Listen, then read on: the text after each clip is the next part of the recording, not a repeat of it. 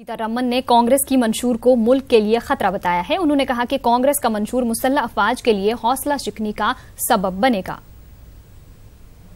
Approach doesn't invoke confidence.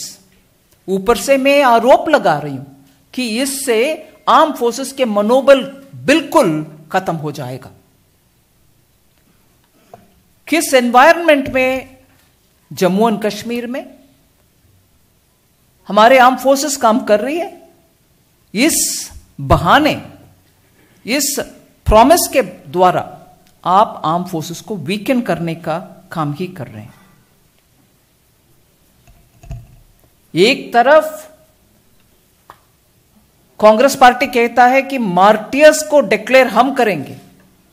आपको याद होगा 15-20 दिन पहले एक चर्चा निकली कांग्रेस के द्वारा कि we need to announce arm forces में मार्टियर्स। पुलवामा के बाद में उसको पॉलिटिकली उपयोग करने के लिए कांग्रेस ने यह घोषणा की कि we will bring the status of martyr to all our arm forces people.